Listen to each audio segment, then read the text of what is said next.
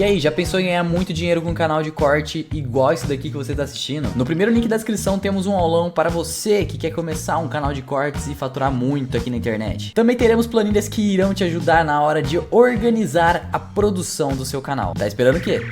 Isso é interessante falar para o público. Quando você vai ver a evolução das terapias e dos tratamentos em saúde mental, até principalmente a década de 80, os diagnósticos eles eram separados em dois grandes grupos, que eram as psicoses e as neuroses. Na década de 80, acho que em 1980 mesmo, veio o DSM-3, que é um manual diagnóstico estatístico dos transtornos mentais, onde tem lá caracterizado como diagnosticar um paciente com TDAH, como diagnosticar um paciente com depressão, como diagnosticar não sei o quê. Se você for ver, hoje a gente está no DSM-5 e está saindo uma versão atual, revisada do DSM-5. Do DSM-3 para o DSM-5 aumentou consideravelmente o número de diagnósticos. Então tem diagnóstico que não existia no DSM-3 que hoje tem no DSM-5. Por exemplo... Síndrome das pernas inquietas. Transtorno por uso de jogos online. Não existia em 1980 porque não tinha jogos online, pô. Então não era um negócio que era prejudicial que a gente tinha como problema. Pornografia. Pornografia, cara, é uma epidemia. Na clínica, cara, é uma epidemia. De 10, 4 são problemas com pornografia, velho. Impressionante. É uma epidemia. Impressionante. Epidemia. Mas papo de tipo... Vício. 5 vezes por dia. Se masturbar até sair sangue. Caralho, velho. E você vê, então, isso não existia antes. Por quê? Porque o ambiente não proporcionava esse tipo de estímulo. Agora, acendeu o acesso à pornografia, a indústria pornográfica. Na minha época, você tinha uma Playboy debaixo da cama que você usava a adolescência inteira. As páginas tudo coladas. Agora, o moleque de 7, 8 anos entra na internet e tem acesso à pornografia. E os bagulho, do ponto de vista de dopamina, agressivo. Agressivo.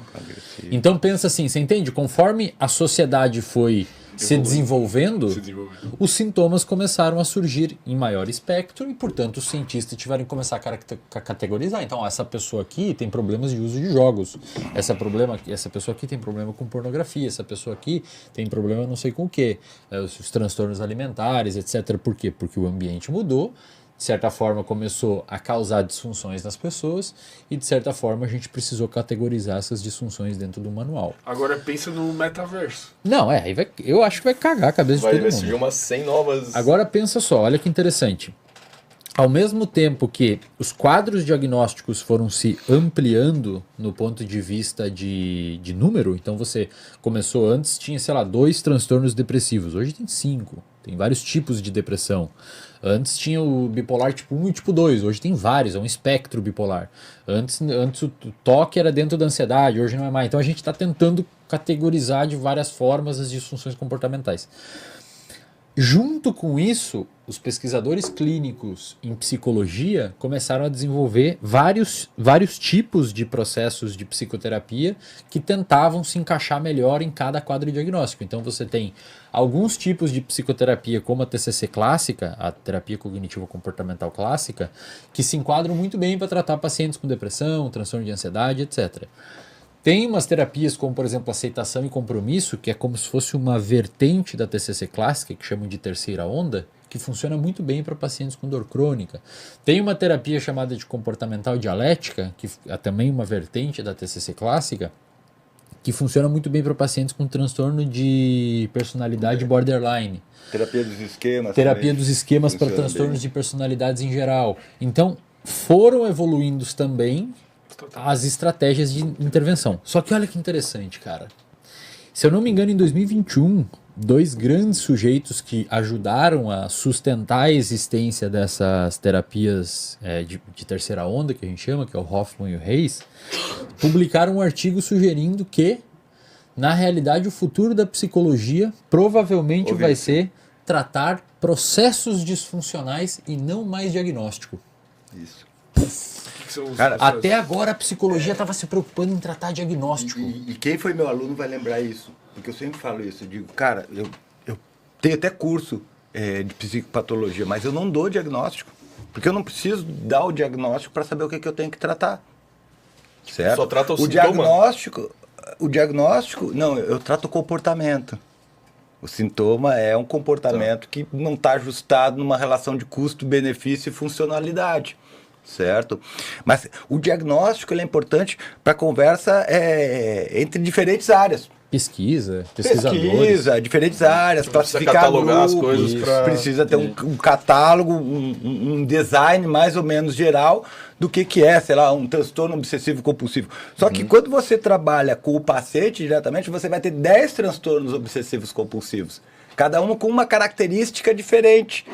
E vários diagnósticos em cima um do outro. E vários os diagnósticos sobrepostos, né? Daí você vai ter depressão, vai ter ansiedade, vai ter uma série de condições que se sobrepõem ali, né? Por isso que hoje a estratégia, assim, por exemplo, o paciente vai lá com o TDAH, né? Então, primeira coisa, assim, vamos dar uma olhada no humor desse paciente, como é que ele tá. Isso. O humor tá mal, então vamos modular esse humor. Opa, resolvemos o humor, continua os sintomas de TDAH? Bom, perfeito, agora vamos resolver o problema dos sintomas de TDAH, certo?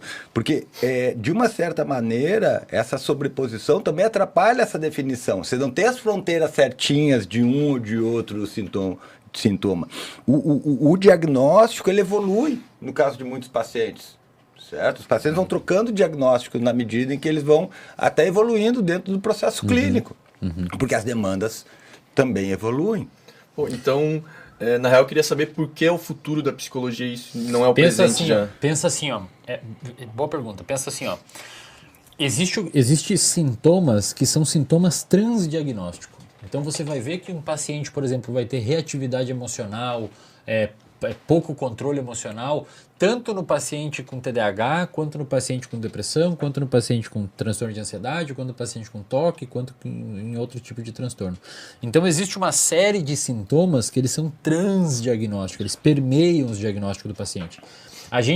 A ideia dessa terapia baseada em processos, ela é tratar esse comportamento, esse sintoma, que é um comportamento disfuncional, independentemente do qual diagnóstico o paciente está apresentando. Dentro de que baldinho ele está, dentro Vai de que funcionar de caixinha ele qualquer está. maneira. Agora, por que o futuro?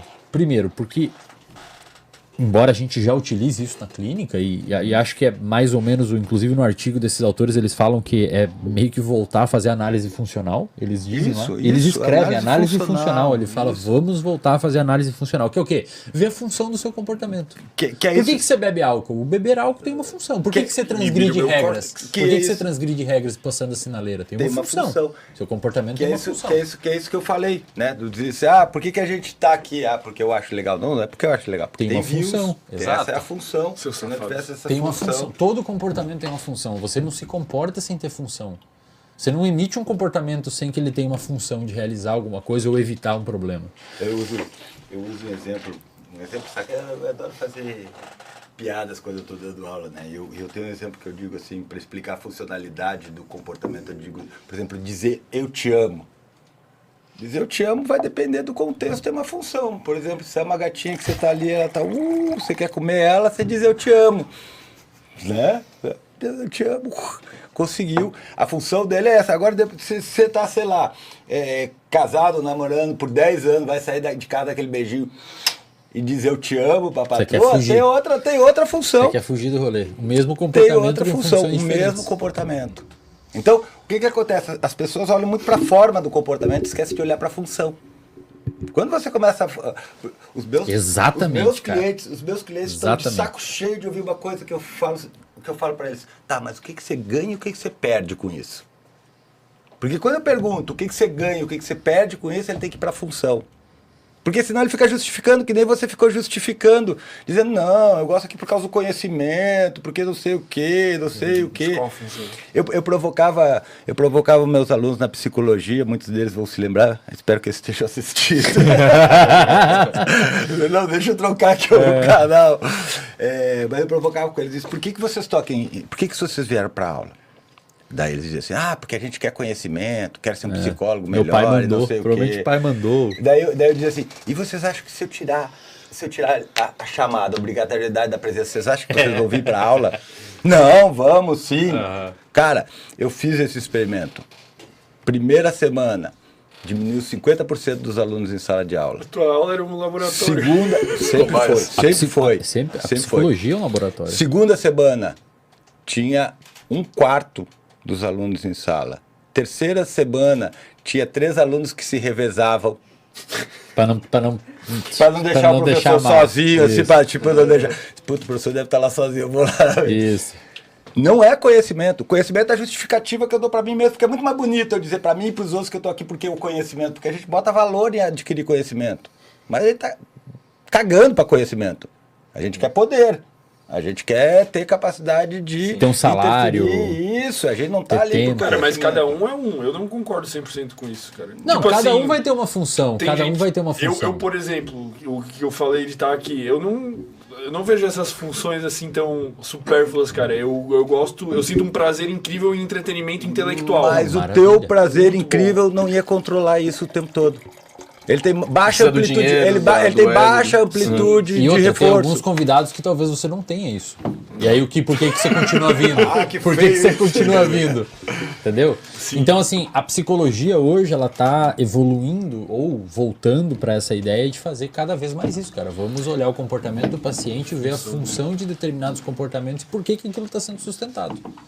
E tentar mudar na E medida por do acaso, tipo, voltando nessa onda de ser o futuro da psicologia, É que ainda tem muito estudo para ser desenvolvido, por isso que a galera fala que vai ser o futuro. Tem que entendi. desenvolver vários estudos, botar num contexto de ciência.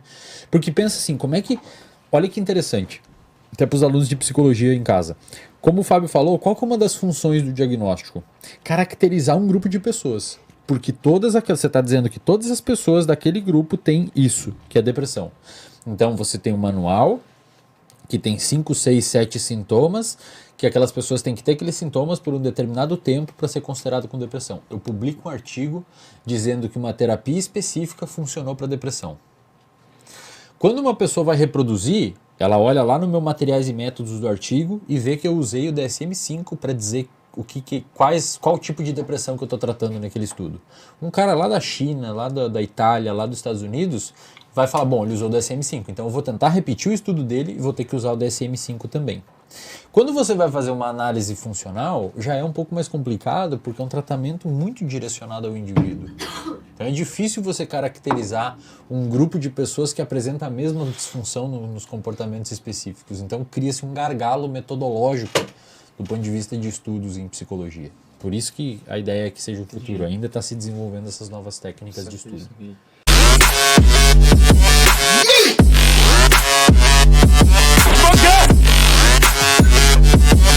Yeah.